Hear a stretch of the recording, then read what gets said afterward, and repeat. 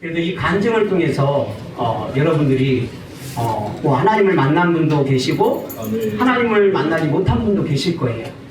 제사함을 받은 분도 있고 제사함을 받지 못한 분도 있을 것입니다. 근데 이 간증을 통해서 정말 여러분들이 예수님을 만나지 못한 분들이 예수님을 만나는 놀라운 역사가 있기를 원합니다. 그리고 믿음이 식어져 있는 분들이 정말 새롭게 돼서 정말 성령 충만을 받고 정말 이 마지막 때 하나님께서 여러분들을 사용하시는 그러한 성도님들이 되시기를 그러한 마음으로 제가 간증을 하겠습니다. 부럽습니다. 영어로 비전인가요? 가방줄이 짧아서 비전이죠? 우리 티나 자매 네. 맞아요? 네, 맞습니다. VISION 비전. 비전은 뜻이 꿈 아닌가요? 맞습니다. 근데 왜 꿈은 이루어진다 이렇게 길게 했어요? 그 번역상 문제가 있는 거 아닌가요? 우리 형제님, 그쵸? 이 번역상 문제가 있습니다. 자기 해석이에요. 맞습니다. 꿈은 이루어지는 줄 믿습니다. 2002년도 한국에서 월드컵이 열렸을 때 과연 한국이 16강을 갈 수 있을까? 그렇게 정말 갈망했어요. 근데 16강을 넘어서 8강을 넘어서 4강까지 결승까지 가는 것을 우리가 볼 수가 있어요. 꿈은 이루어졌어요. 그렇죠? 여러분들 월드컵에서 16강 간다는 게 쉬운 일이 아닙니다. 정말 그거는 하늘에서 별 따기보다 힘든 게 16강이에요. 근데 16강을 넘어서 8강, 4강까지 한국이 갔을 때 온 국민이 열광을 하는 것을 볼 수가 있어요. 꿈이 이루어진 것뿐만 아니라 정말 현실이 되는 것을 볼 수가 있습니다. 제가 왜 이 얘기를 하냐면 축구를 좋아하거든요. 근데 이 비전 밑에 게 더 중요해요. 나는 너를 애굽 땅에서 인도해낸 여호와 내 하나님이 내 입을 넓게 열라 내가 채우리라. 내가 채우리라. 그렇게 될 줄 믿습니다. 뭐가 될 줄 믿어요? 요 밑에 첫 번째 장년부 300명. 할렐루야. 그렇게 될 줄 믿습니다. 우리 교단에 300명 있는 교회가 없어요. 시흥 예당교회가 정말 장년부 300명이 될 줄 믿습니다. 성경에 보니까 예수님께서 오병의 기적을 일으킵니다. 그때 보리떡 10개인가요? 5개. 성경을 잘 배우셨어요. 물고기 몇 마리예요? 어디 그렇게 나와 있어요? 어디 그렇게 나와 있어요? 네? 사복음서에. 그죠? 보리떡 5개와 물고기 2마리로 5,000명을 먹이셨다고 말하고 있어요. 그 5,000명만 먹이셨어요? 그때 당시 여자는 숫자에 들어가지 못했어요. 장정만 5,000명을 먹이셨다는 것입니다. 물고기 2마리와 보리떡 5개로. 그러면 그 보리떡 5개와 물고기 2마리로 수만 명을 먹이신 거예요. 뭐 거기에 여자들도 있었고 아이들도 있었을 거 아니에요. 물고기 2마리와 보리떡 5개로 수만 명을 먹이고 몇 강주리가 남았다고 말하고 있어요? 12강주리가 남았다고 말하고 있어요. 그러면 이 비전을 보면서 작년부 300명이면 1000명이 넘는 거예요. 왜 1000명이 넘냐면 여기 성경적으로 여자가 포함이 안 됐어요. 그럼 여기 들어오면 600명이야. 그러면 거기에 또 아이들도 있잖아요. 자녀들도. 1000명이 넘는 거예요. 1200 할렐루야. 이왕이면 12,000명이라고 하시죠. 믿음대로 되는. 여러분들 1200명이면 중대형 교회예요. 아멘? 못할 게 없어요. 1200명 되면 세계 선교까지 갈 수 있어요. 아멘? 선교사도 보낼 수가 있고요. 그리고 교회를, 지교회를 수십 개를 세울 수 있어요. 그게 교회 사명 아닌가요? 영혼 구원하는 것이 교회 사명 아닙니까? 선교하는 것이 하나님의 뜻 아닙니까? 그게 성경적인 거잖아요. 그래서 저는 이걸 보면서 300명으로 보지 않았어요. 최소한 1500명으로 봤어요. 시흥 예당교회가 하나님께서 부흥을 허락하실 텐데 어린아이서부터 늙은 자, 젊은 자에까지 청년 할 것 없이 이 교회 1500명을 채워주실 줄 믿습니다. 그렇게 될 줄 믿습니다. 이 시흥 예당교회뿐만 아니라 우리 주사랑교회, 그리고 아름다운 교회, 그리고 성령 침례교회, 온누리교회를 바꿨죠? 온누리교회, 그렇게 될 줄 믿습니다. 근데 이 5대양 6대주 복음 전파, 제가 우리 김성만 목사님을 보면 저보다 나이도 많으시거든요. 네, 저 연세에 저런 꿈을 꾼다는 것이 진짜 본을 받을 만해요. 정말 5대양 6대주 그러한 교회가 될 줄 믿습니다. 네. 더 놀란 건 요 밑에요. 성전 건축 100억. 제가 2년 동안 성남에 있었어요. 부목사로 2년 동안 있었는데 그 성남 예수좋은교회라고, 거기 땅 부지를 살 때 그리고 건축을 할 때 제가 거기 모든 것을 관여를 한 사람이에요. 건설업체도 제가 만나서 이렇게 연결을 해드렸고, 설계사무소도 연결을 해드리고, 모든 그러한 건축에 필요한 모든 것들을 제가 연결해서 거기 교회가 2년 전에 건축을 했거든요. 근데 땅값만 15억이었어요. 땅값만 120평 부지가, 거기에 한 400평 건물이 올라갔거든요. 근데 건축 비용만 19억 5천, 거진 20억이 들어갔어요. 그럼 땅값까지 해서 총 얼마가 들어간 거예요? 35억. 저도 산수 못해요. 네, 35억 정도가 돼요. 그 밖에 뭐 자재는 그런 것까지 하면 한 36억 정도 들어간 거예요. 그러면 그 교회가 성남 중원구 금강동 언덕바지에 있거든요. 근데 밑에서 보면 다 보여요. 건평이 40평, 400평이 되는데 어마어마하게 크게 보입니다. 근데 제가 놀란 게 100억이야. 그럼 그 교회 몇 배예요? 3배요. 3배. 그렇게 될 줄 믿습니다. 너무 작아요. 그렇게 될 줄 믿습니다. 믿음대로 되는 거예요. 어린아이가 물고기 2마리와 보리떡 5개로 주님 이거 사용해 주세요 했더니 그 물고기 2마리와 보리떡 5개로 5,000명을 먹이시고 12강림대가 납니다. 믿음대로 되는 것입니다. 아멘. 정말 우리 김성만 목사님 이 비전처럼, 우리 예당교회 성도님들 비전처럼 이 문구대로, 이 글자대로 이루어질 줄 믿습니다. 왜 이루어질 줄 믿습니까? 제가 믿는 하나님, 여러분들이 믿는 하나님, 그 하나님은 어제나 오늘나 영원토록 동일하신 분인 줄 믿습니다. 살아계신 하나님이신 줄 믿습니다. 온 우주 만물을 다스리시는, 운행하시는 전능하신 하나님이신 줄 믿습니다. 우리 주사랑교회도 그렇게 될 줄 믿습니다.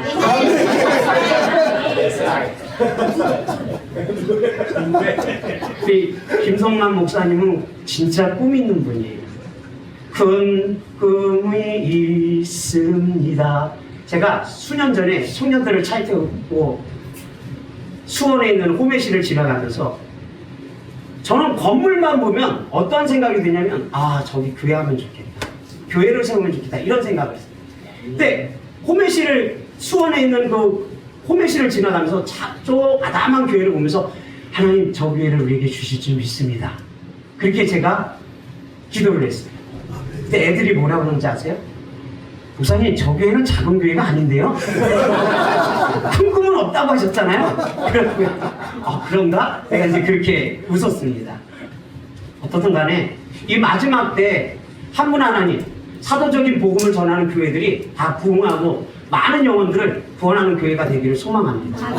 교회를 통해서 하나님은 모든 사람들이 제사함 받고 예수님을 만나고 예수님을 영접하는 원하시는 줄 믿습니다. 그것이 교회의 사명인 줄 믿습니다. 영혼 구원이 교회의 사명이에요. 제가 어디 사람 같아요? 북한 사람이요? 제가 어디 사람? 어디에서 태어난 사람 같아요? 충청도? 충청도.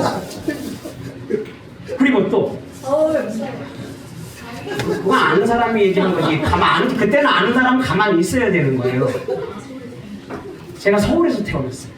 근데 많은 사람들이 그렇게 안 봐요. 그렇게 안 봐요. 그냥 시골에서 이렇게 태어났다고 이렇게 많이들 그래요. 뭐 전라도나 아니면 경상도나 아니면 정말 막 시골 골짜기에서 태어난 촌뜨기로 그렇게 생각을 합니다. 근데 제가 서울 천호동 403번지에서 태어났어요. 서울에 있는 천호동 403번지에서 태어났어요. 우리가 사형제예요. 사형제 중에 셋째로 제가 태어났습니다. 그때 당시 우리 아버지가, 여러분들 워커힐 호텔 아세요? 네. 워커힐 호텔. 저기 구이동에 있는 천호대교 건너면 이제 워커힐, 한강 끼고 있는 워커힐 호텔이 있어요. 거기 밑에서 우리 아버지가, 이거 왜 이렇게 울려요? 앰프가 너무 좋아요. 우리 아버지가 그 워커힐 밑에서 대형 식당을 했습니다. 그때 연예인들이 굉장히 많이 왔어요.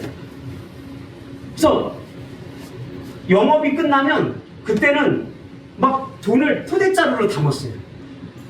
푸대자루. 얼마나 잘 살았으면 우리를 키워주는 유모가 있었어요. 그때 당시. 유모가 저희를 키웠습니다. 돌봤어요. 왜? 엄마 아버지는 식당을 하고 있기 때문에 바빠서 우리한테 이렇게 케어할 그 시간이 없었어요. 그래서 유모가 대신 우리를 돌봤어요. 그만큼 잘 살았어요.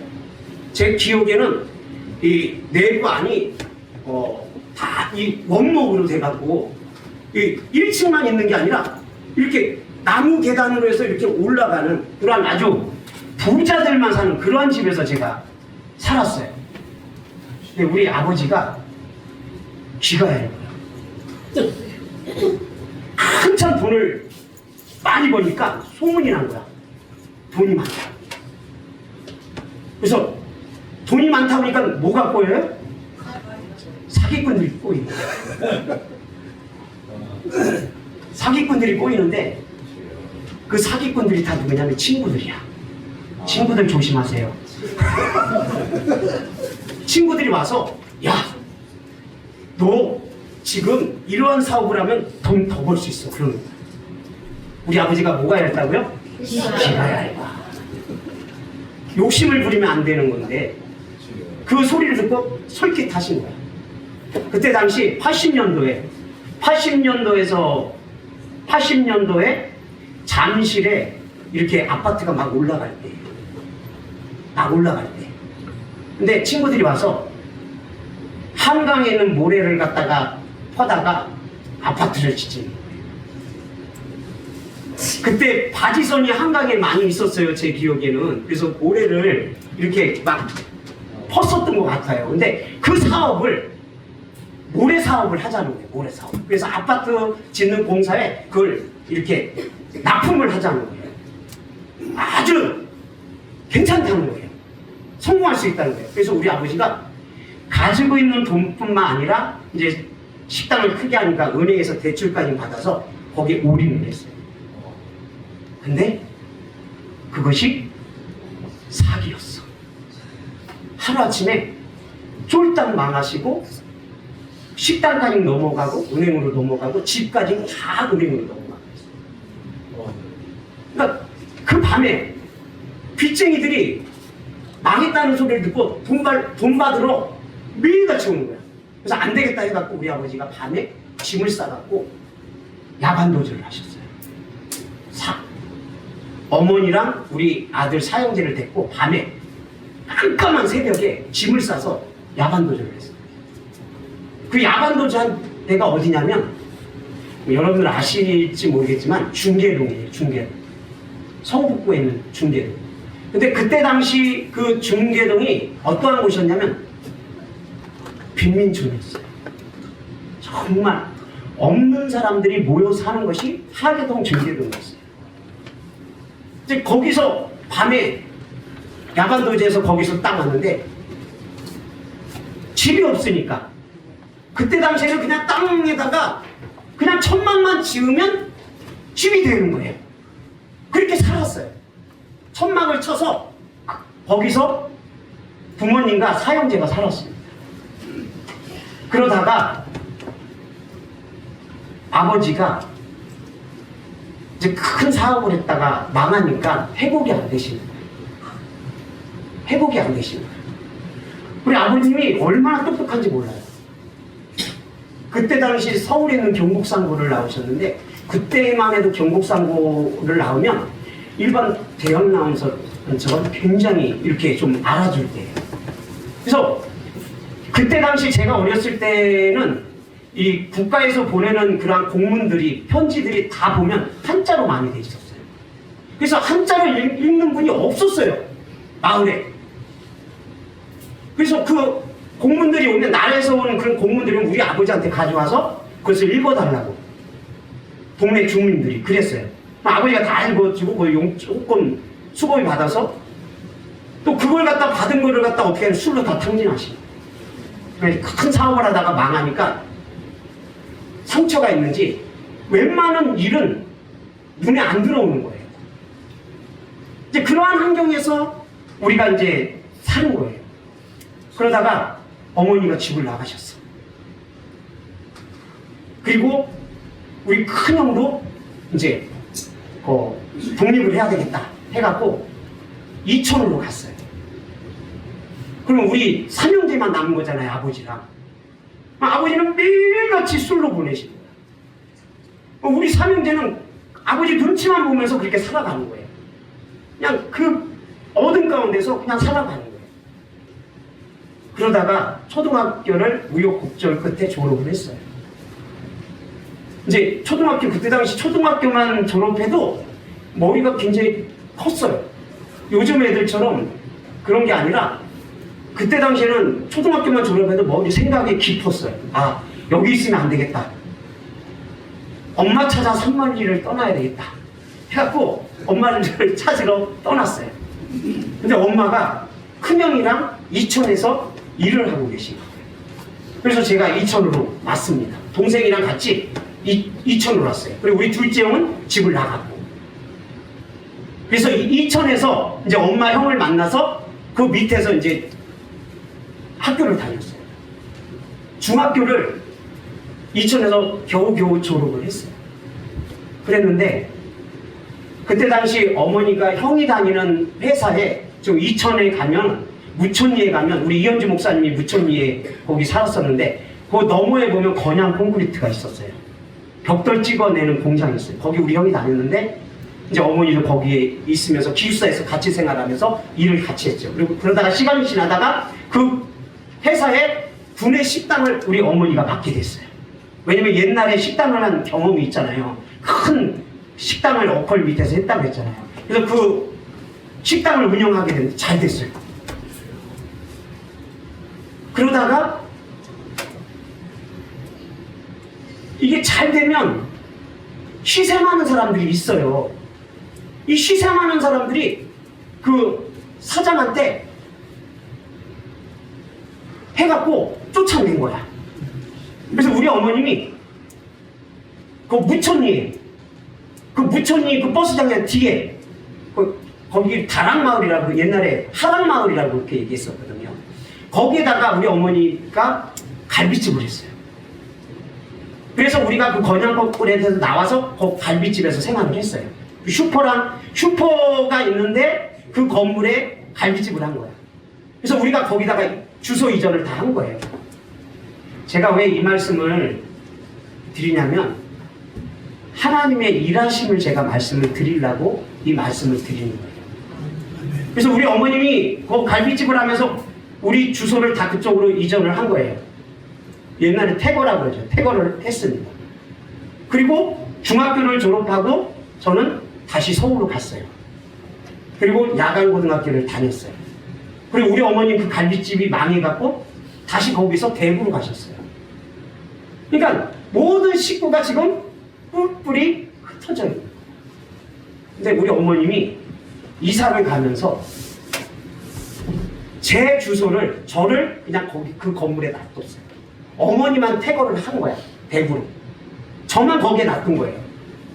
그러다가 서울에서 야간 고등학교를 졸업하고, 그러니까 주경 야독을 했죠. 낮에는 일하고 밤에는 공부했죠. 공부도 못하면서 이렇게 공부가 하고 싶은지 그때는 그랬어요. 그래서 일하면서 공부해야 되겠다 해서 야간 고등학교를 제가 다녔어요. 그러다가 공부하면서 정말 막 요즘 말로 날라리였어요. 날라리 같이 그렇게 생활을 했어요. 그러다가 1989년도에 뭐가 나왔냐면 영장이 나왔어요. 군대 가라. 어떻게 해서든지 저는 군대 가기 싫었거든요. 그래서 병무청에 가서 신검을 봤는데 제가 3살 때인가 4살 때 상가 건물에 있는 간판이, 그때 당시에 목간판이라고 그러죠. 모든 가게마다 목간판이 있었어요. 이 들어가는 입구에 목간판을 이렇게 달아놨어요. 아주 크고 두꺼운 거. 근데 제가 3살, 4살 때 얼마나 개구졌냐면 그것을 막 흔들고 놀았어요. 그걸 계속 흔들고 놀다 보니까 위에 있는 그 묶어놨던 철이 약해진 거야. 어느 날 제가 또 그걸 흔들고 노는데 그게 끊어져 버린 거야. 그게 어디로 떨어졌는지 아세요? 제 발로 떨어졌어요. 그래서 왼쪽 엄지발가락이 으스러졌어요. 그래서 아버지가 병원을 데리고 왔는데 어떻게 할게요? 의사가 물어봤는데 그냥 잘라버리세요. 그래서 왼쪽 엄지발가락 한마디가 없어요. 근데 너무나도 하나님께 감사한 게 뭐냐면 그 마디까지 딱 잘라져 버렸으면 아마 제가 움직이는데 힘들었을 거예요. 근데 이렇게 움직이는 그 마디는 놔두고 앞부분이 으깨져서 잘라버린 거예요. 그러니까 마디는 살아있는 거죠. 근데 걷는데 아무런 지장이 없는 거야. 그래서 나는 다른 사람보다 몸무게가 그거를 잴 때 플러스 10점을 재야 돼요. 그래야지 정확한 몸무게가 나올 수가 있는 거예요. 여러분들, 근데 제가 왜 이 말씀을 드리냐면 아까 전에 군대 가기 싫다고 했잖아요. 신검을 바로 서울로 신검 바로 갔어요. 근데 이 이천 지역이 다 향토사당이야. 뭐 1급 받은 4급 받은 다 방위를 가게 돼 있어요. 그때 당시 방위가 18개월이었어요. 우리 구차님 여기 계시네요. 오산 경창 경비대대 1중대 우리 구찬이었어요. 근데 제가 군대를 안 가려고 그 신검 하는 사람한테 나는 발가락이 하나 없다. 나는 장애인이라 나는 군대 못 간다 라고 얘기했어요. 그랬더니 그래? 엑스레이 한번 찍어보세요. 엑스레이 찍었더니 마디가 살아있는 거야. 야, 너 이 마디가 죽어있으면 너 안 가는 건데 이 마디가 살아있기 때문에 너 군대 가야 돼 하고 4급 판정을 내는 거야. 괜히 얘기했다가 1, 2급 받을 거를 4급을 받은 거야. 그때 당시 4급까지는 반이었어요. 그래서 할 수 없이 1989년도에 저기 용인에 있는 오산 사단 그 훈련소로 제가 들어가게 됐어요. 11월 달에 가장 추울 때 들어가게 됐어요. 그리고 거기서 사주 교육을 받고 이제 자대 배치를 하는데 우리 아버지가 그때 당시 이천에 있는 신둔에 있었거든요. 신둔에 집이 있었어요. 우리 집이 신둔에 있었던 거예요. 우리 아버지를 서울에 있는 분을 우리 형이 데려다가 신둔에다 모셨으니까 저도 그럼 군대를 방이니까 출퇴근해야 되잖아요. 그러면 신둔으로 가야 되는데 엉뚱하게 부발에 있는 무천리에 있는 3901 부대 그쪽으로 떨어진 거예요. 그럼 제가 신둔에서 거기까지 출근하려면 최소한 5시, 6시에 일어나서 그 부대를 가야 되는 거예요. 제가 왜 이러한 말씀을 드리냐면 여러분들 하나님은 살아계신 줄 믿습니다. 아멘. 제가 왜 이렇게 말씀드리냐면 만약에 그때 당시 부발에 있는 3901 부대에 누가 있었냐면 이현주 목사님이 있었어요. 거기에 방위로 근무하고 있었어요. 아 죄송합니다. 네. 현역 해병대 출신 같이 보이지만 양 출신입니다. 네. 그때 당시 향토사단은 1급이든 2급이든 다 그냥 방위로 빠지게 돼 있어요. 네. 그래서 제가 글로 발령이 난 거예요. 아니 내가 살고 있는 데는 지성인데 그럼 3대대로 가야지 왜 무천에 떨어뜨리냐 그랬더니 야 너 주소가 무천으로 돼 있대. 아니 무슨 말이냐 내 주소가 왜 무천리로 돼 있냐 그랬더니 두 번을 띄워버린 거예요. 띄웠더니 무천리로 돼 있어요. 제가 아까 말씀드렸죠. 우리 어머니가 백으로 가면서 우리 어머니 것만 태고하고 우리 거 그냥 놔둬버린 거예요. 그래서 제가 무천에 있는 3901 우리 이현주 목사님이 근무하던 그 부대에 제가 떨어지게 된 거예요. 그래서 힘들게 버스를 2번 갈아타고 부대에 출근을 하게 됐습니다. 여러분들 하나님께서 왜 이렇게 하셨을까요? 하나님의 섭리는 정말 대단하십니다. 만약에 제 주소가 우리 어머니가 제 주소를 가지고 대구로 갔으면 저는 이 자리에 지금 없어요. 이 자리에서 제가 여러분들과 함께 예배 드릴 수가 없어요. 근데 우리 어머니가 제 주소를 걷다 놔두고 어머니만 가시는 거예요. 그리고 집도 지성인데 거기다 놔두니까 부대도 이쪽으로 떨어지게 돼요. 그때 당시 저는 예수를 믿지 않았어요. 교회 다니지 않았어요. 우리 집안은 불교 집안이에요. 그래서 우리 집뿐만 아니라 우리 모든 친척들이 다 불교 집안이에요. 그래서 우리 사촌 누나가 저를 언제 한번 설악산을 데리고 갔는데 거기에다가 제 등에다가 제 이름을 갖다가 달아놓은 적도 있어요. 잘 되라. 그런데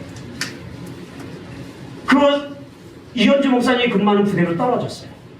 근데 어느 날 근무를 하는데 1초소, 2초소, 3초소, 4초소 이렇게 있어요. 근데 3초소에는 3명이 근무해요. 다른 데는 다 2명이 근무하는데 이 2초소죠? 3초소인가요? 3초소는 3명이 근무해요. 그때 누구랑 근무했냐면 이분이랑 근무했어요. 경비를 섰어요. 이분이랑 경비를 섰어요.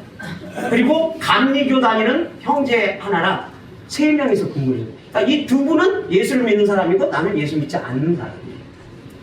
그리고 이분들은 짝대기가 2개인데 나는 짝대기가 하나야. 네, 쉽게 설명하는 거예요. 저는 2병이었고 이분들은 1병이었어요. 방위는 3병밖에 없습니다. 병장이 없습니다. 네. 그래서 근무를 쓰고 있어. 저는 이제 신병이니까 딱 서서 근무를 쓰고 있는데 이분 2분이 불이 붙은 거야. 어떠한 불이 붙었냐면 이현주 목사님은 하나님은 한 분이다. 그 감리교 형제님은 하나님은 3분이다. 이 불이 붙는 거야. 불이 붙는 거야. 저는 뭐 예수를 믿지 않았으니까 나는 그냥 열심히 근무만 쓰면 되겠지 그렇게 생각을 하고 있었던 거예요. 근데 이게 심해지는 거예요. 시간이 가면서 막 뜨거워지는 거예요. 그러더니 끝이 안 나. 3분이다 1분이다 막 계속 논쟁이 이루어지는 거야. 그때 당시 2시간을 근무를 섰거든요. 아주 진짜 힘들었어요. 그 소리를. 저는 예수를 안 믿으니까 너무 저는 괴로운 거예요. 근데 갑자기 결론이 안 나니까 믿음 없는 저에게 이렇게 물어요. 아니 내가 뭐 교회도 다니는 것도 아니고 내가 예수님도 모르는 사람인데 저한테 물어보는 거예요. 본인들이 답답했나 봐. 그러면서 저한테 물어보는 거야. 반명하니까 명법중마 딱 그랬죠. 그랬더니 얘기해버리는 거야. 너 생각에는 하나님 몇 분이라는 거예요. 그래서 저가 지혜롭지가 못했어. 네? 그냥 아무 대답을 하지 말아야 되는데 거기서 제가 뭐라고 얘기했냐면 아니 신이 하나지 신이 셋이 될 수 있으니까 하나님이 한 분이지 어떻게 세 명이 될 수 있으니까 그냥 아니 내가 교회 다니지도 않았는데 그 말을 한 거예요. 그랬더니 이은지 목사님이 그냥 천군 만마를 얻듯이 그냥 기뻐하더라고요. 그 감리 형제는 완전 그냥 다운이 된 거예요. 그러면서 그때서부터 그 감리교 형제님이 저를 괴롭히기 시작했어요. 그 말 한마디 때문에 괴롭히기 시작한 거예요. 그러면서 이제 이현주 목사님이 그때 당시에 그러는 거예요. 야, 저놈은 내 네이다망에 이제 들어왔어. 내가 잡아먹어야 되겠다. 그렇게 생각을 한 거예요. 그래서 저에게 잘해주기 시작했어요. 야, 정만아, 너 힘들지? 너 어떻게 지성리에서 부발까지 버스를 2-3번 타고 어떻게 다닐 수 있냐? 나도 집이 해올린데 우리 이모부가 이천에 목회를 하고 있는데 나 거기서 자고 출근되고 나니까 너무 편하다는 거예요. 그러면서 저를 꼬시기 시작한 거예요. 너만 원하면 같이 잘 수 있어 거기서. 그럼 너 얼마나 편하겠냐 그러는 거예요. 가만 생각했더니 진짜 편할 것 같아요. 버스 한 번만 타면 30분이면 부대 가니까 그럴까 해서 이제 그렇게 했어요. 그래서 첫날 이제 이현주 목사님이 다니는 그 교회를 이렇게 가게 됐어요. 한 요만했을 거예요 그 교회가. 예. 근데 이렇게 반듯한 이렇게 사각형이었어요. 그래서 반을 잘라서 방을 3칸을 만들고 4칸을 만들어서 목사님 방, 여기 형제 방, 여기 자매 방, 여기 식당, 그리고 여기는 예배당 그렇게 만들어 놓은 거야. 우리 이도희 집사, 이도희 장로님 잘 아실 거예요. 그래서 이제 첫날 그렇게 하기로 하고 제가 교회를 방문했어요. 그때 당시 그 교회가 성교원을 하고 있었어요. 성교원. 우리 젊은 친구들은 모를 거야. 나이 드신 분들은 알아요. 교회에서 그때 당시에 성교원을 많이 했어. 90년대, 80년대 성교원을 많이 했어요. 왜? 전도하기 위해서. 그때 당시 그 교회도 성교원을 하고 있었던 거예요. 그래서 제가 이제 딱 이제 마음 먹고 그 교회 가서 자고 이제 출근해야 되겠다 방문을 했는데 그때 당시 오늘 오시지 않은데 조성근 선생님, 지금 권사님인가요? 네, 권사님. 그때는 선생님이라고 그랬어. 왜냐면 그분이 성경 원장님이었어 그 교회. 그래서 우리 선생님이라고 했지 뭐 집사님이라고 하지 않았어요. 제가 21살 때. 그래서 딱 갔는데 2층에 있었거든요. 이렇게 딱 계단을 올라가서 문을 딱 여는데 바로 십자가가 보이고 정면에 강대상이 보이고 그 앞에 소강대상이 있고 그 앞에서 그 조성근 선생님이 기도를 하는 거예요. 막 기도를 하는데 들어보지도 못한 말로 기도를 하는 거예요. 랄랄랄랄랄랄랄 막 방언을 기도하는 거야. 야, 다리가 우달달달달 떨리면서 야, 도망가야 되겠다. 이거는 큰일 나겠다. 그 뒤도 돌아보지도 않고 제가 도망가고 있어요. 그리고 다시 집에서 무대를 출근했는데 이 이현지 목사님이 와서 저한테 그러는 거야. 놀랬지? 그러는 거예요. 말하고 싶지도 않았어요. 귀신들이니까. 귀신들이라고 생각했으니까 말하고 싶지가 않은 거야. 근데 고참이기 때문에 할 수 없이 그랬어요. 그랬더니 방언에 대해서 성경적으로 가르쳐주는 거예요. 왜 방언을 하는지에 대해서 성경을 펴가면서 자세하게 설명을 하는 거예요. 이거는 우리 말로도 기도할 수 있지만 성경에서 나오는 방언으로도 기도할 수 있다고 가르쳐 주는 거예요. 그랬더니 좀 이해가 되는 거야. 그러니까 하나님의 일하심이 계속 저한테 있었던 거예요. 네? 하나님의 일하심이 저한테 계속 있는 거예요. 하나님께서 터치하심이 계속 있는 거예요. 아까 전에 제가 그랬잖아요. 왜 우리 어머니는 제 주소를 걷다 놨겠어? 여러분들 너무 신기하지 않아요? 우연이에요? 여러분들 우연이라고 생각합니까? 우리 믿는 사람은 우연이라는 말을 쓰면 안 돼요. 하나님의 섭리가 있었던 거예요. 하나님의 일하심이 있었던 거예요. 그래서 이현주 목사님을 만나고 거기서 복음을 듣고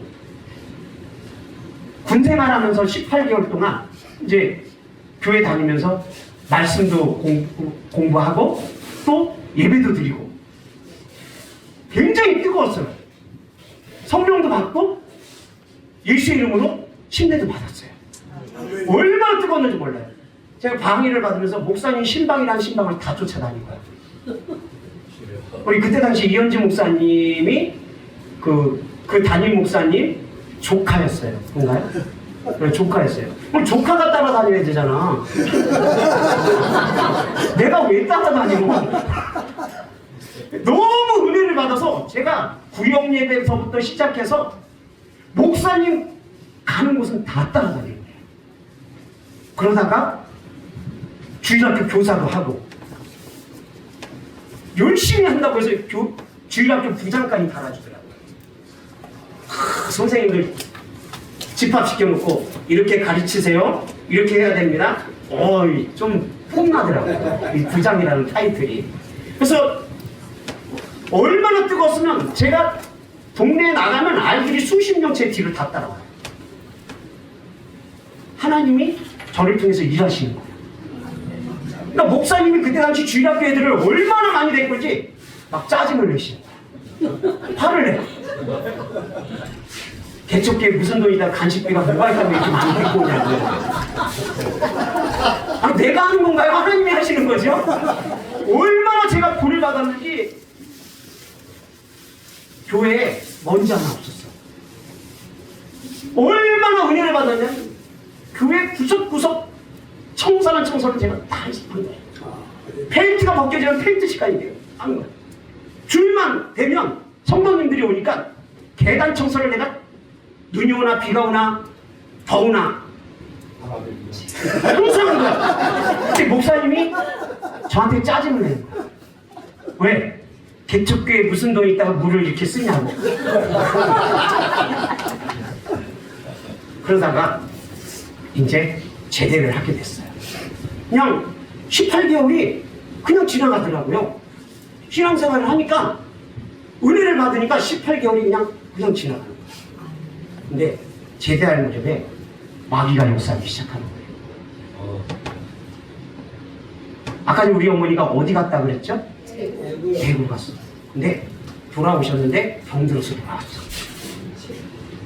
암이 걸려서 돌아온 거야. 그래서 우리 형이 그 이천 경찰서 있는데 그 앞에 성모병원 앞에다가 작은 방을 얻어서 어머니를 거기다 놔두고, 그때 당시 형은 의정부에서 일을 했는데 의정부 가고 네가 돌봐라 하고 어머니를 거기다 던지고 간 거예요. 어떻게? 제가 어머니를 돌봤죠. 그러다가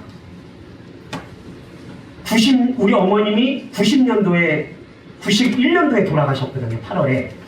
근데 90년도에 그때 당시에 서울에 있는 베델교에 있는 박평 목사님을 초청해서 목사님이 집회를 했는데 거기서 우리 어머니 나와갖고 성령을 받는 거야.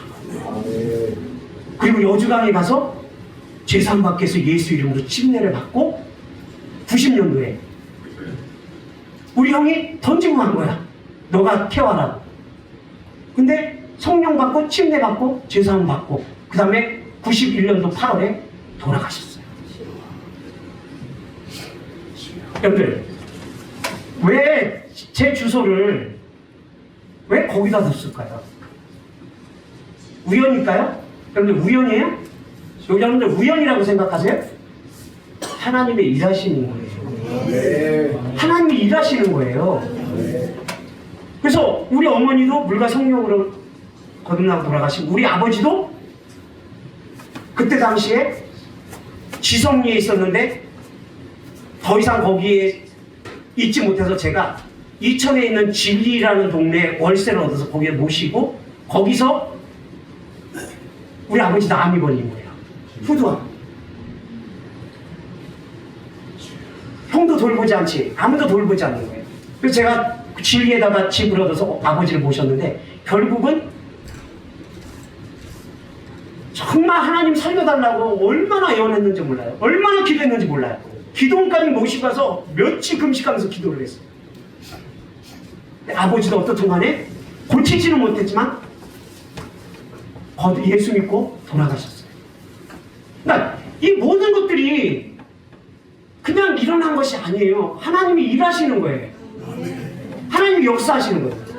그럼 이쯤 되면 제가 18개월 정도 신앙생활한 것밖에 안 되잖아요. 아, 나 예수 믿는데, 우리가 여러분들 기복신앙이라는 거 알죠? 7, 80년대, 60년대에서 80년대까지 한국교회가 뭘 외쳤어요? 예수 믿으면 복 받는다. 기복신앙을 외쳤잖아요. 교회 나오면 복 받는다. 그렇게 외쳤었잖아요. 저도 그렇게 생각하고, 예수 믿으면 죽은 사람도 살아나고, 봐요, 맞다고 하잖아요. 타이밍이 아주 그냥, 예수 믿으면 성경에 보면 죽은 사람도 살리시고, 수많은 각색 질병 가운데 걸린 사람들이 막 고침받고 그러잖아요. 그럼 제 믿음으로는 18개월밖에 안 된 제 믿음으로는, 하나님 왜 우리 아버지 살려주지 않으셨어요?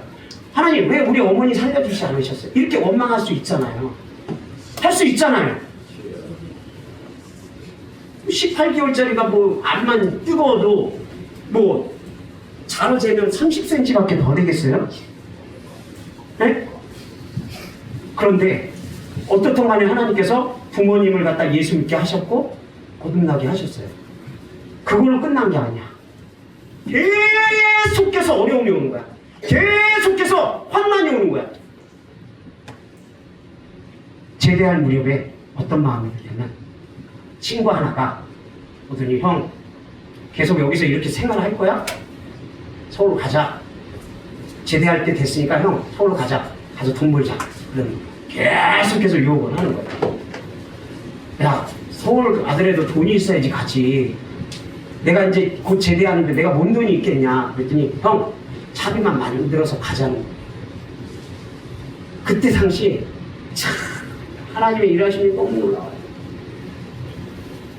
우리 형이 타고 다녔던 88 오토바이를 우리 아버지가 서울 이천 시내로 오면서 제가 가지고 오게 된 거야.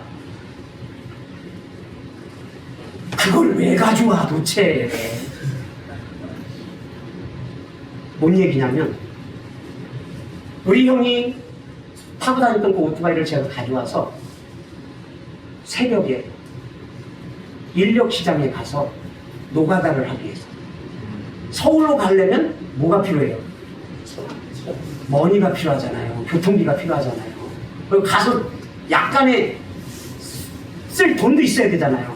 그래서 오토바이를 타고 인력시장에 가서 딱 일감을 얻고 이제 시내에서 인포 쪽으로 오토바이를 타고 이제 그 일 시키는 사람이 저를 데리고 와서 그 사람을 따라가는 거야. 따라가는데 인포 쪽으로 오토바이를 타고 딱 가는데, 그날따라 안개가 사방에 가득한 거야. 안 보여. 하나도 안 보여. 라이트를 켜도 새벽 5시에 깜깜하잖아요. 라이트를 켜도 안 보여요. 근데 따라가는 거야. 따라가는데 이천고등학교, 우리 이 목사님이 이천고등학교 나왔거든요. 네. 그 이천고등학교에서 이렇게 내려가는데, 이포 쪽으로 내려가는데 내리막인데 막 땡겼어요. 땡겼는데 거기가 편도 1차선이야. 어떤 사람이 도로에다 트럭을 하나 세우는 거야. 4.5톤 트럭. 뭐가 꼈다 그랬어요? 안개가 꼈는데, 그 내려가는데 이제 어떠하느냐면, 왜 제가 돈을 벌어서 예수고 뭐고 돈 벌러. 우리 친구가 계속 와서 돈 벌러 가자는 거잖아요. 예수가 뭐 밥 먹이죠? 그러는 거예요. 그러니까 내가 1년 8개월 동안 에너지를 엉뚱한 데다 쏟아버린 거야. 돈도 안 생기는 그 교회에 제가 에너지를 다 쏟아버린 거야. 그 들어보니까 마귀가 그 친구를 통해서 계속 저한테 그렇게 얘기를 하는 거야. 아, 맞다. 예수 보고 다 버리고 이제 내가 돈 벌어야 돼. 서울 가서 돈 벌어야 되겠다. 그래서 오토바이 타고 가는데, 와, 안개가 쫙인데 밑에 트럭 4.5톤 트럭이 보이지 않을까 거기에다 그냥 받아버린 거야. 야구 선수를 했어도 잘했을 것 같다. 근데 이 오토바이가 기가 막히게 4.5톤 트럭에 보면 바퀴가 몇 개예요? 2개씩 있어요. T타이어에. 그러면 타이어가 2개 있으면 그 사이가 비어요. 거기다가 오토바이가 그대로 박은 거야. 오토바이는 넘어지지 않았어. 나만 넘어졌지. 그 4.5톤 트럭 그 철판이 얼마나 두꺼운지 아시죠? 네가 부서지냐 내 이마가 부서지냐 갖다 들이받은 거야. 오토바이는 그냥 그 사이에 끼고 저는 날아가서 떨어진 거야. 의식이 없었어요. 피가 철철 흐르는 거예요. 근데 바로 발견한 것도 아니고 시간이 1시간 지나서 발견해갖고 119로 실려서 그 이천고등학교 밑에 있는 금강병원으로 가게 됐어요. 근데 이 사람들이 그러니까 그때만 해도 이천이 촌동네였어요. 그러니까 뭘 몰라. 아, 머리에 피 나면은 큰 병원을 보내야 되잖아요. 새벽 5시에 사고가 났는데 12시가 넘도록 그 병원에 둡니다. 그때 당시에 그 병원에는 CT도 없었어. 엑스라이밖에 없었어. 근데 시간이 지나니까 제 머리가 거기서 안 되겠다 해서 서울로 보낸 겁니다. 그때 오후에 저를 보낸 거야. 마물에 있는 금강병원으로. 그때 당시 머리 수술을 최고로 잘하는 병원이라고 소문이 났어요. 그래서 그 금강병원으로 저를 보낸 거예요. 도착하자마자 CT 찍고 하니까 그때 당시 이천에 있는 지창문 목사님이 같이 저 앰뷸런스에 타고 오셨어요. 근데 너무 늦었다는 거예요. 살 수 없대요. 왜? 5시에 사고 났는데 오후에 서울 병원에 간 거잖아요. 그러니까 이 머리에 피가 가득 차서 굳어버렸다. 여러분들 선지 아시죠? 선지. 네. 그 선지처럼 이 안에서 피가 다 굳어 있다는 거예요. 그러니까 의학적으로 살 수 없다는 거예요. 수술해도 수술비가 그때 당시 3천만 원이에요. 뇌수술하는데 3천만 원이에요. 근데 개척교회 목사님이 무슨 돈이 있어요? 네, 여기서 하나님의 일하심을 볼 수가 있습니다. 이 모든 것이 하나님의 섭리고 일하심인 것을 우리가 볼 수가 있는 거예요. 그 목사님이 해주세요. 월세 내기도 힘든 분이 수술합시다 그럽니다. 책임지지도 못하시면서 수술합시다 그런 거예요. 제가 만약 거기에서 수술 안 했으면 전 이 자리에 지금 없어요. 여러분들의 얼굴을 보면서 간증할 수가 없는 것입니다. 수술하자는. 그래서 다 썼어요, 목사님이. 분명히 말씀드리는데 살 확률은 없습니다. 근데 목사님이 원하시니까 해드리는 거예요. 그때 당시 그 뇌수술 하시는 분이 거기에 우리나라에서 유명하신 분이래요. 이름은 기억 안 나는데 성은 기억나. 신씨예요, 신씨. 우리 집사람들 신씨예요. 신씨들이 똑똑한 사람들이 많은 거예요. 하여튼가 왜 수술을 한 거야. 근데 저는 아무것도 기억이 안 나죠. 근데 하나님께서 저한테 환상을 보여줘요. 환상. 여러분들 여기 예수 믿는 분도 있고 안 믿는 분들 있지만, 여러분들 하나님의 일하심을 하나님 만져주시면 내가 그대로 간증하는 거예요. 여기 지금도 여기 수술 자국이 있어요. 제가 거짓말하는 거 아니에요. 보이나요? 안 보여요. 여기 집사님만 있다가 한번 만져보세요. 여기 만질 수 있는 특권을 드리겠습니다. 여기에 지금 보면 500원짜리 동전만큼 뼈가 없어요. 왜 뼈가 없을까요? 2차 수술을 해야 되는데 돈이 없어서 못했어요. 내 수술을 끝나면 경과를 지켜보고 아 괜찮다 하면 이 뚜껑을 덮습니다. 근데 그때 당시에 돈이 어디 있어요 제가? 그냥 닫은 거예요 그냥. 그래서 지금 여기 보면 500원만큼의 구멍이 있어요. 그냥 이게 살입니다 살. 그래서 여러분들이 저를 여기 딱 때리면요 저는 그냥 하나님 나라 갑니다. 어떻든 간에 수술을 했어요. 근데 하나님이 한 상을 주시는데 저를 구름 위에 올려놓으시더라고요. 생명을 취하실지 생명을 안 취하실지 저를 구름 위에다 딱 눕혀놓을 때 제가 지금 나이가 56세예요. 69년생인데 내가 56년을 살면서 이렇게 편안한 적이 없었어요. 그 구름 위에 있는데 얼마나 편안한지 몰라. 너무너무 편안한 거야. 거기 그냥 주님 이것이 좋습니다. 여기 이것대로 이렇게 해주세요. 이런 고백이 나올 정도로 너무 편한 거야 그 구름 위가. 근데 음성이 들리는 거야. 그때 음성이 들리는 거야. 어떤 음성이 들리냐면 때가 아니다. 때가 아니다. 그게 무슨 말이냐면 내 생명을 걷어갈 때가 아니야. 근데 여러분들 제가 그 부분을 까먹었는데 제가 제대를 하고 91년도에 신학교를 갔어요. 18개월 신앙생활한 사람이 신학교를 간 거예요. 왜 갔을까? 제가 믿음이 좋아서 신학교를 갔을까? 맞아요 안 맞아요? 신학교는 믿음이 좋은 사람이 가는 거잖아요. 맞죠? 근데 아니야. 그때 당시 최 목사님이 이천교에 있는 목사님이 양복을 던져주면서 양복도 좀 던져주시려면 좀 좋은 거 좀 젊은 사람들이 입는 양복을 좀 던져주면 얼마나 좋아. 그때 당시 신학생들은 전부 다 양복 입고 신학교를 갔거든요. 와이셔츠 입고 양복을 입어야 신학교를 갈 수가 있는 거야. 근데 할아버지들이 하얀 양복 있잖아요. 회색 하얀 거. 그것도 좀 적당한 좀 제가 키가 작잖아. 그때는 제가 몸무게가 52kg, 3kg였어.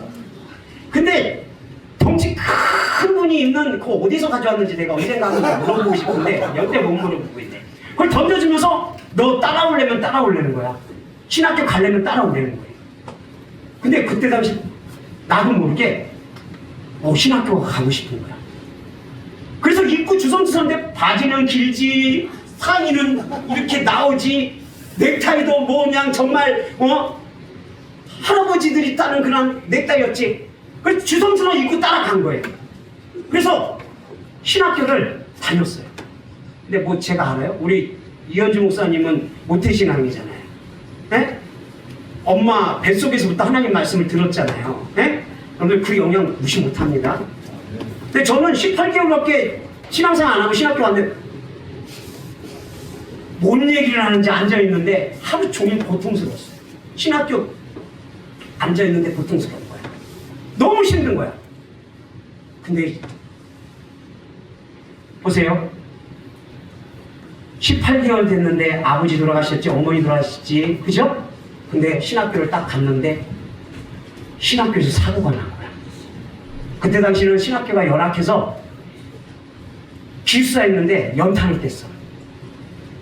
근데 그 연탄 가스를 맞고 신학생 하나가 죽어버린 거야. 그 현장에 투입된 사람이 누군지 아세요? 저예요. 선배님, 이제 우리 이현주 목사님이 이제 새벽기도 신학생들은 무조건 의무적으로 새벽기도를 나가거든요. 근데 학생회장이 새벽기도 안 나간 거였어. 그때 당시 지도교수가 이현주 목사님한테 깨우라고 한 거예요. 가서 이현주 목사님이 똑똑똑 선배님 새벽기도 시간입니다. 대답이 없는 거야. 호소리가 호소리만 나는 거야. 그래서 오더니 선배님이 피곤한지 잔한 겁니다. 이런 거야. 그게 코 고는 소리가 아니라 가스를 맡아갖고 그 소리잖아요. 숨 넘어가는 소리. 그래서 이상하다, 안 나올 사람이었는데 가서 깨우면도 안 나와요. 근데 이렇게 돌아가면 창문이 요만한 게 하나 있었어요. 이렇게 이쪽 열고 이렇게 여는 미닫이시고 잠겨져 있었어. 근데 빨리 깨내는 거야. 근데 그때 당시에 제가 막 제대했으니까 용감한, 제가 그때 당시 최고 용감했어. 창문을 깨고 내가 몇 킬로라고 했어요? 52kg. 날씬했어. 지금은 좀 그래도 날씬했어. 정말 예? 여자도 들어가기 힘든 거기를 내가 몸을 던져서 들어갔는데 가스 냄새가 확 나는 거야. 두 사람이 자는데 한 사람은 누워서 한 사람은 엎어 자는데 두 사람 다 눈이 돌아가고 거품을 막 흘리는데 한 사람은 거품만 나고 한 사람은 피가 나고. 내 생각은 이 사람은 힘들겠다. 제가 왜 이런 얘기를 하냐면, 여러분들 18개월 된 신앙생활 한 사람이 그거 보면서 하나님 살아계시고 거짓말이다, 이렇게 생각할 수 있잖아요. 하나님이 살아계시는데 어떻게 신학교에서 신학생이 죽을 수가 있어요? 이거 말이 돼요? 예? 말이 돼요? 말이 안 돼요. 그때 당시 제 믿음은 말이 안 되는 거야. 야, 하나님이 살아계시니 뭘 살아계셔? 안 살아계셔. 하고 제가 신학교를 그만둬버린 거야. 그리고 이천에 와서 그 새벽에 오토바이를 타고 교통비를 벌어서 돈 벌러 서울로 딱 가려고 하는데 사고가 확 난 거야. 그래서 구름 위에 있는데 하나님이 때가 아니다, 아직 데려갈 때가 아니라, 이 음성을 주시는 거야. 그러면서 이제 수술이 끝나고 회복이 되는데 얼마나 아픈지, 몸이 얼마나 고통스러운지 죽을 정도로. 여러분들, 인간이 사용하는 단어로 가장 고통을 표현할 수 있는 단어는 오한마로 내리치는 고통. 그 정도로 아팠어요. 막 얼마나 이 뇌수술을 받으면요 얼마나 고통스러운지 몰라요.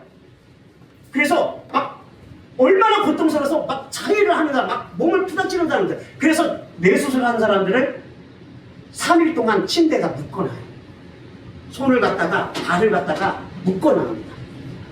어떠한 진통제를 갖다가 집어넣어도 그 통증이 안 가셔요. 그게 며칠을 갑니다. 근데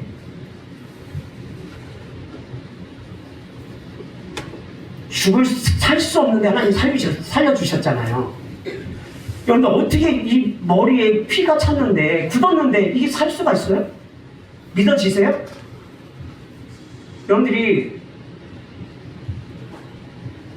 그 뇌수술 전문가한테 물어보세요.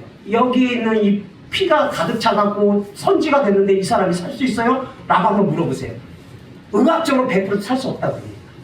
그래서 그 의사 선생님이 나오면서 하시는 말이 무엇이냐면, 의학적으로 이 사람 살 수 없습니다. 근데 당신이 믿는 신이 이 사람을 살리셨습니다. 의사도 그렇게 얘기를 했어요. 그렇게 얘기를 한 거예요.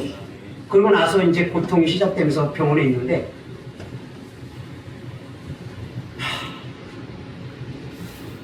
제가 그때 당시에는 안경을 안 썼습니다. 지금은 안경을 쓰잖아요.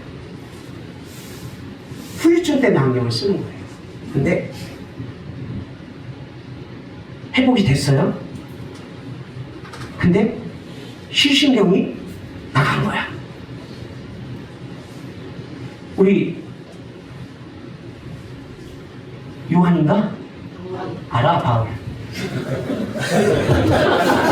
이방인의 사도 바울 알아? 여러분, 아니 우리 형제도 안경을 썼지만 이 시신경이 이 바울 형제를 보잖아요. 지금은 잘 보여. 안경을 벗어도 여기 있어, 이렇게 하나가 딱 보여요. 흐릿하게 보이지만 초점이 맞아. 그냥 하나로 보여. 이렇게 보면 검은 옷도 입고 안경도 끼고 머리도 단장해. 앞에 물통 2개도 있고. 이 초점이 맞아요. 근데 그때 당시에는 이 시신령이 나갔어. 근데 바울 형제를 보면 8, 9명, 10명을 보이는 거야. 그러니까 어디 있는지를 모르는 거야. 이게 진짜인지 저게 진짜인지 알 수가 없는 거야. 병원에 있는데 눈물이 나더라고. 아니 예수 믿는데 왜 나한테 이러한 일이 있습니까? 막 눈물이 나는 거예요. 막 그러면서 막 병문안 분들한테 하나님이 뭐가 살아있냐고 내가 막 그랬어요. 오지 말라고 막 그랬어. 하나님이 살아계신데 내가 지금 여기 왜 있냐고 막 병문안 온 그때 당시 자매들 형제들 막 그랬어요. 근데 계속해서 눈물이 나. 근데 하나님께서 저한테 환상을 보여줬다고 그랬잖아요. 때가 아니라고요. 아직 데려갈 때가 아니라고요. 증명하고 싶더라고.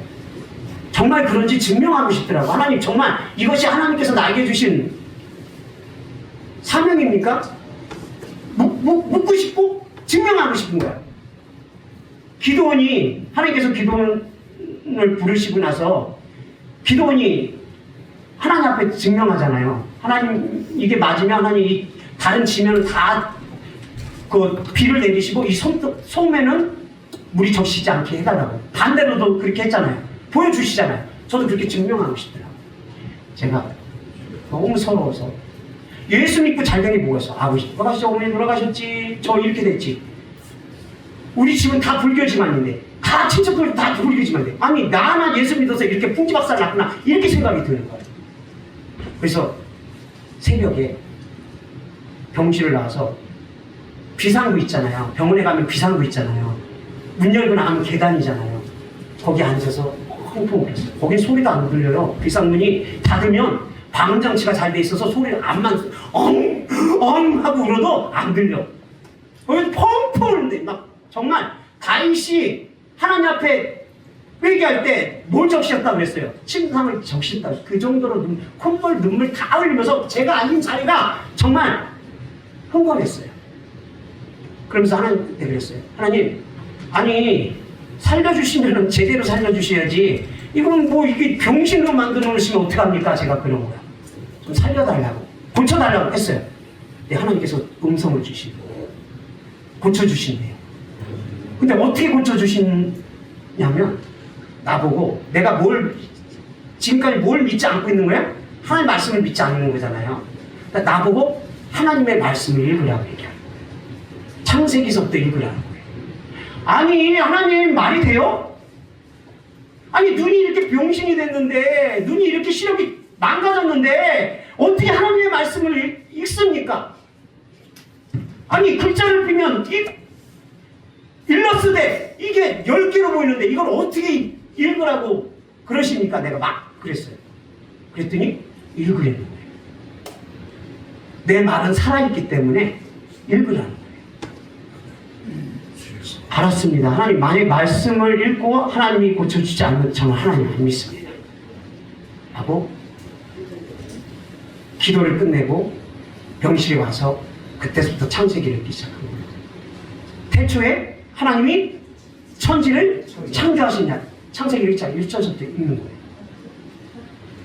거예요. 여러분들은 성경을 읽을 때 잘 보이니까 한 구절을 읽을 때 1초도 안 걸리잖아요. 저는 한 구절을 읽을 때 시간이 많이 필요했어요. 왜? 안 보이니까. 그래서 어떻게 읽었냐면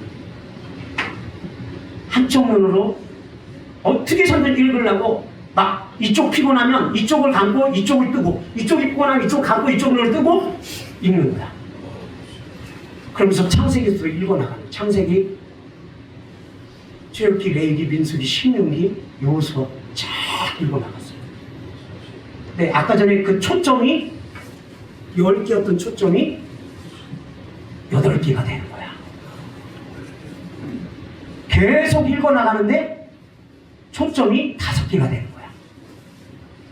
계속 읽어나가는데 초점이 3개가 되는 거야. 계속 읽어나가는데 요한계시록 마지막 읽을 때 내가 속히 오리라 덮는 순간 초점이 하나로 딱 내가 하나님을 부인할 수 없는 거예요. 그래서 내가 펑펑 다시 계단 밑에 비상구로 가서 울면서 하나님 죄송합니다. 잘못했습니다. 하나님께서 부르신 대로 그 삶은 감당하겠습니다. 내가 거기서 하나님께 두 손 두 발 다 들었어요. 근데 시련이 그걸로 끝나면 얼마나 좋겠어요. 아까 전에 수술비가 얼마라고요? 아니, 그 수술비 아직도 못 갚았어. 그래서 나는 그 병원 근처 가지도 못해. 찔려서. 살아났으니까 얼마나 좋아요. 할렐루야. 너무 감사합니다. 그것도 잠깐. 매일같이 업무 과정이 올라와서 야 XX 새끼야 너 왜 병원비 수술비 안 주냐. 그때 당시에 그랬어요. 지금은 큰일 나지만 그때 당시에는 병원비 안 낸 사람을 사람으로 취급하지를 않았어요. 그냥 계약해. 야 이 새끼야 너 언제 병원비 가? 이게 듣는 이 소리도 듣는 게 하루 이틀이지 한 달 동안 한번 들어보세요. 사람 미칩니다. 예? 업무과장 올라올 시간에 도망가는 거야.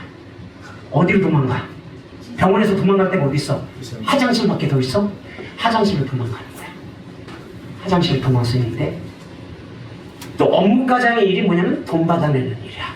어디를 숨든 그 사람들은 다 감으로 알아.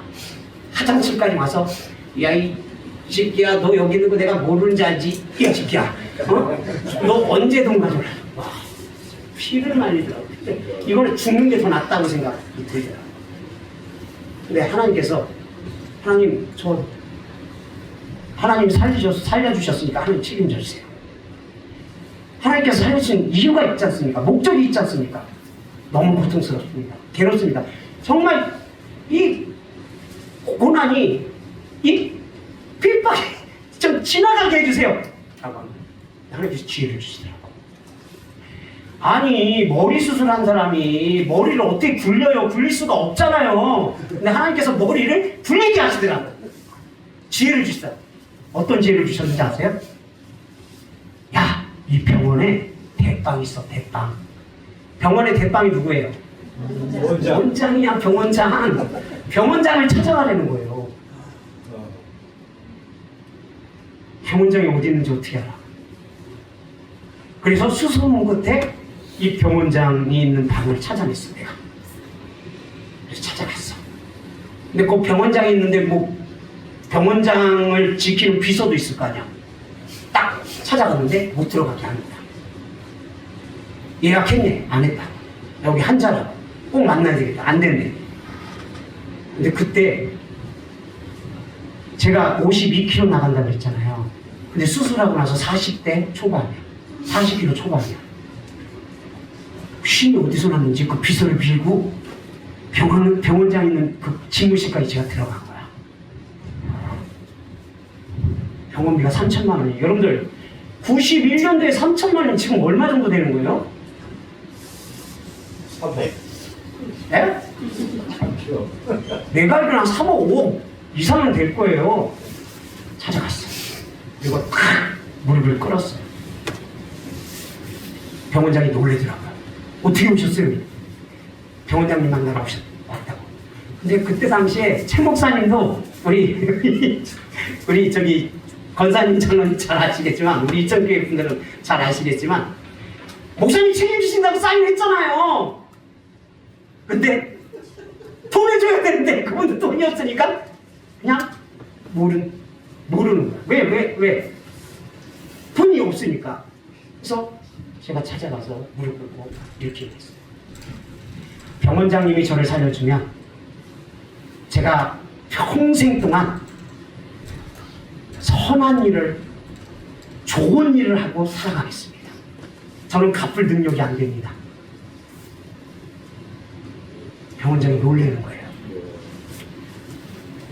자기 병원 수십 년 생활 이런 사람은, 이런 환자는 처음 봤대요. 그랬더니 한참을 쳐다보더니 저보고 돌아가세요. 아니요. 병원장님이 해결해줘야 저건 돌아갈 수 있습니다. 야고보 약복강에서 하나님께서 축복해주지 않는 하나님을 놓지 않는다고 그랬잖아요. 그 말이 계속 생각나는 거야. 그냥 내 살 길은 이분을 붙잡는 거다. 야곱이 하나님을 붙잡듯이 내가 붙잡아야 되겠다. 이분을 붙잡는 것이 하나님을 붙잡는 거다 라고 그냥 늘어져요. 해결해 주시면 가 계시는 거예요. 그러면 해결된 거로 알고 제가 가도 되겠습니까? 그러래요.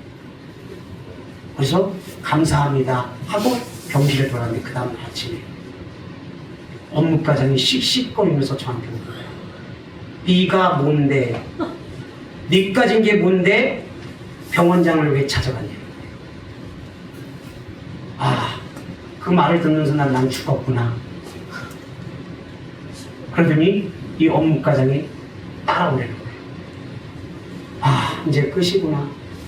따라갔어요. 업무과장실로 데리고 가더라고요. 그랬더니 종이 한 장이랑 펜 한 장 딱 올려놓더라고요. 쓰레는 거예요. 뭘요? 너 이 자식아!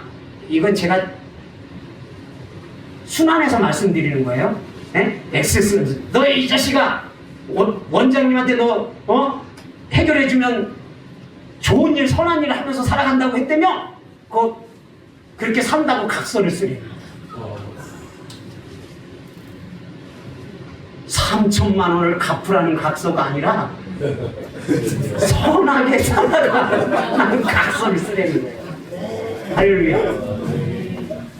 그래서 각서를 썼어요. 그러면서 그 업무과장이 그런 거예요. 미안하다. 이게 내 일이기 때문에 할 수 없었다.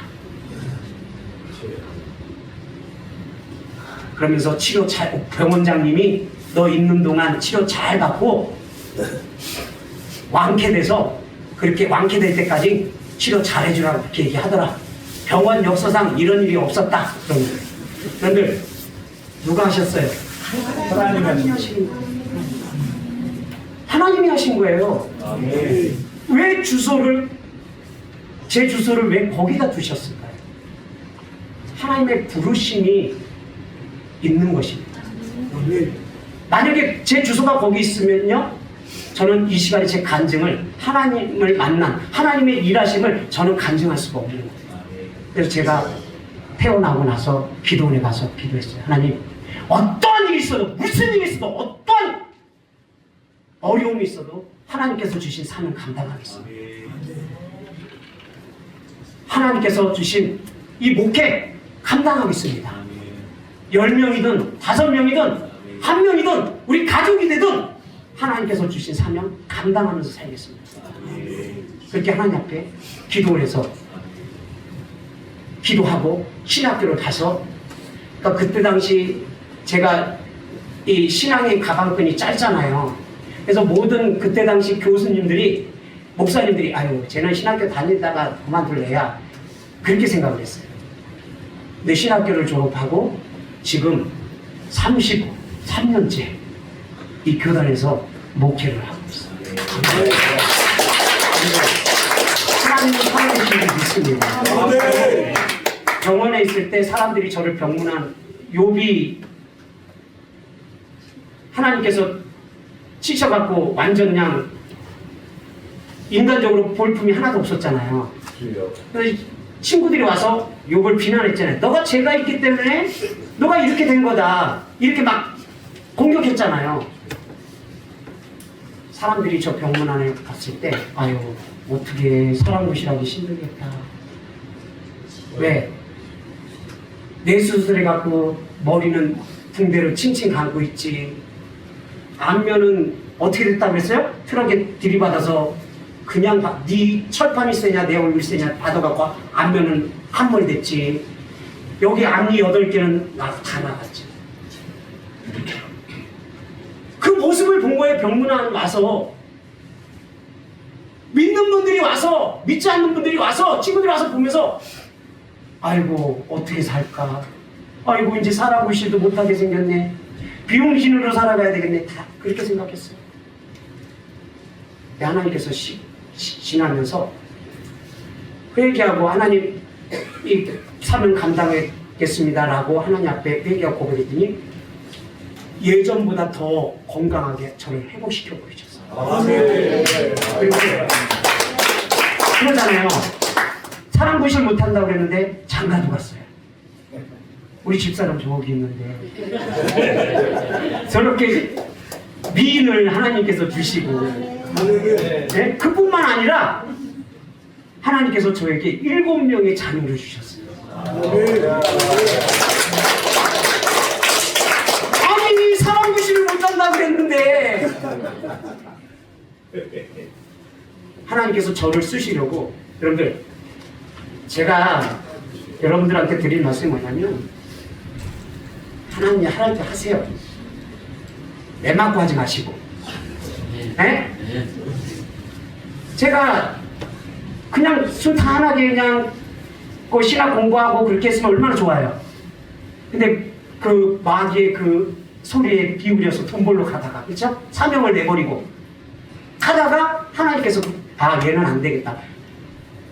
하나님의 다스림이 틀리잖아요. 저를 다스림이 틀리고 여러분들의 다스림이 틀린 거잖아요. 하나님이 봤을 때 나는 이렇게 다스려야지 하나님께서 사용할 수 있는 거예요. 하나님께서 왜 굳이 요나를 갖다 물고기 뱃속에다 집어넣어요?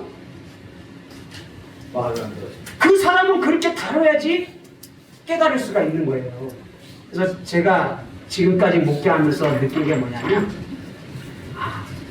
힘들어도 어려워도 하나님의 말씀에 순종하면서 살아가야 됩니다. 그게 가장 안전한 길인 줄 믿습니다. 그게 축복받는 길인 줄 믿습니다. 그래서 오늘 두서없이 제가 이렇게 제가 만난 하나님,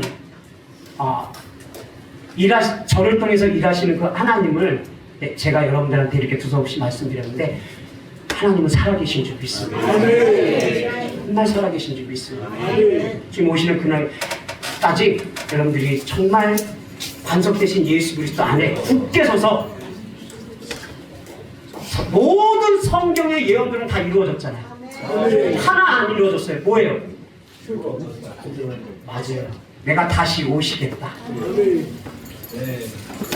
그것이 반드시 이루어질 줄 믿습니다.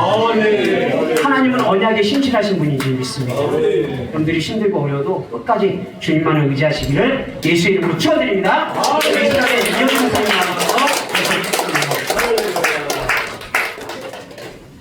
할렐루야. 박수 한번 드리죠.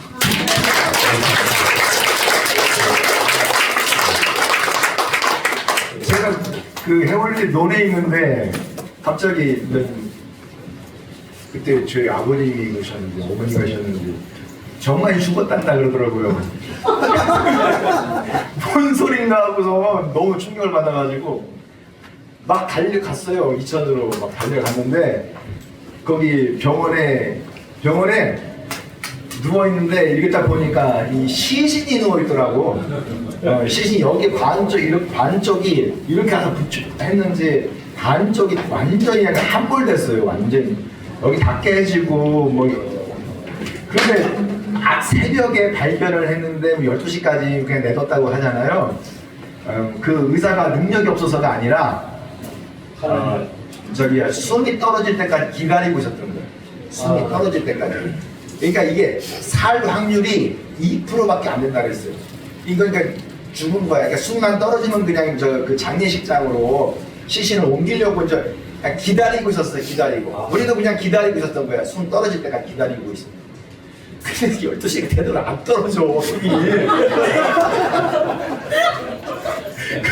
그래가지고 뭐지 막 하면서, 그래가지고 일단은 그냥 숨이 붙어 있으니까 일단은 살려보자 하고서 무조건 서울 큰 병원으로 가자고 그 최 목사님이 일단 한번 그냥 죽더라도 일단 큰 병원에서 수술이나 한 번 받아보고 한번 죽자 하고서 가자고 갔던 거예요. 근데 거기서 나는 살 거라고 생각을 못했어요. 여기 다 완전히 함몰되고 다 조각조각 났거든요. 피는 여기 심줄 뭐 이런 거 다 깨지고 난리가 아니었지. 그래서 정말 수술을 해서 정말 살아난다 하더라도 이건 그 식물인간 그 이상 그 이하도 아닌 그런 상태일 거라고 생각을 했어요. 근데 수술하고 그 며칠 만에 퇴원한 거죠? 퇴원을? 3개월 만에. 3개월 만에 퇴원했나요? 근데 그냥 기적이 아니면 이거 불가능한 일이잖아요. 네. 그래서 그 수술을 하고 한 2주 만인가 교회 이천에 있는 교회 환자복을 입고서 앉아서 찬양을 하는데 눈을 감고 막 찬양을 하는데 눈을 쫙 뜨니까 박무사님이 앉아 있는 거예요. 거기에 환자복을 입고. 근데 여기가 다 깨져가지고 이빨이 여기 달아갔어요. 하나도 없어 여기가. 하면서 손을 들고서 막 찬양을 하더라고. 눈물 펑 울리면 근데 그 모습을 보고 얼마나 울었는지. 그래서 저는 이 머리로 이해가 안 되는 것은 믿음이 잘 안 왔어요. 근데 성경에 있으니까 그냥 성경 토론하면서 논쟁하면서 싸우고 이기고 막 이런 걸 좋아했거든. 그래서 성경 토론을 이제 그렇게 하는 걸 좋아했는데, 그런데 성경 안을 토론을 해도 믿음이 없는 거예요. 믿음이 없는 거예요. 전혀 믿음이 없는 상태였어요. 그런데 그 모습을 보면서 제가 이제 온 거예요. 내가 여기서 찬송을 인도하고 성경을 막 토론하고 이런 걸 좋아하는 사람이었지만 믿음이 아무것도 없었는데, 그것을 보는 순간 하나님이 살아계시는구나. 그게 그냥 영으로 알아졌어요. 이게 아무리 이게 기록된 걸 봐도 이해가 안 되는데, 그냥 그 자체, 그 예배하는 그 자체를 보면서 하나님이 살아계시는구나. 하나님이 죽은 자를 살리시는 분이시구나. 그냥 알아, 영으로 그냥 알아지더라고. 그래서 믿음이 뭔지를 이제 거기서 제가 이제 알게 됐어요. 믿음이 뭔지. 그리고 예배하는 자의 그 삶이 무엇인지를 알게 되고, 예배하는 그 예배가 얼마나 귀한지를 알게 된 거죠. 거기서 병원에 누워 있어야 되는데 그 시간 쪼개가지고 그 주일날 예배 드리러 온 거잖아요. 그만큼 주님을 사랑하는 거예요. 나는 그 사랑이 없는데 거기서 그 주님을 향한 그 사랑과 그 예배하는 마음을 제가 보면서 제가 변하더라고요. 그 모습을 보면서 제가 변하더라고요. 그래서 박 목사님 뭐 어디 가나 뭐 제 얘기를 많이 하는데, 사실 오늘 여기서 박 목사님 너무 감사하고 고마운 것은 그것을 통해서 내가 믿음 있는 삶을 살고 예배하는 자로 성장해 갈 수 있도록 축복하셨다. 하나님이 일하셨다. 하나님을 통해서 일하셨다. 할렐루야. 하나님은 살아계시고 지금도 일하고 계십니다. 삶에도 하나님 축복해 주시고 놀라운 은혜를 일으켜주시고 축복하시는 분이신 줄로 믿습니다. 같이 한번 이 시간 우리 이 찬송하시면서 오늘 들으신 말씀 간증을 기억하시고 내 삶에도 주님 은혜를 베풀어 주시길 원합니다. 이 죽음 같은 이 뼈다귀만도 못한 이 인생, 주님 없이는 아무것도 할 수 없습니다. 할렐루야. 믿음으로 살기를 원합니다. 같이 한번 믿음으로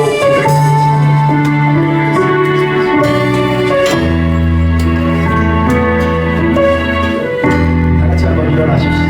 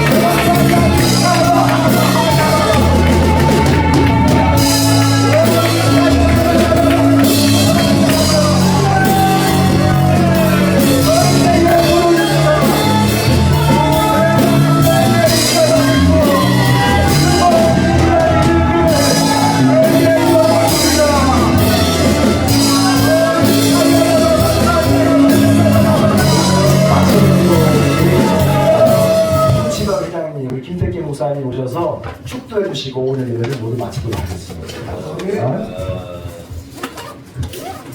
살아계신 하나님 아버지, 오늘 이 자리에 이렇게 귀한 하나님 백성들이 모이고 하나님을 찬양하고 기도하고 말씀 듣는 역사 있게 해주셔서 감사합니다.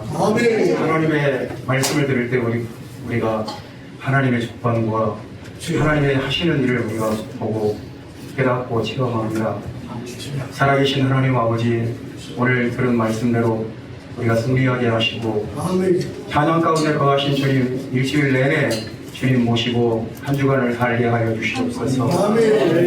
기도할 때 하나님 우리의 기도를 들으시고 응답해 주시며 여기 모인 모든 교회들이 하나님의 능력으로 새로워지고 새 힘을 얻고 부흥하는 역사 일어나게 하여 주시옵소서. 모든 목사님들과 성도들을 축복해 주시고 교회들을 기억해 주시고 축복해 주시옵소서. 예수님 이름으로 기도합니다.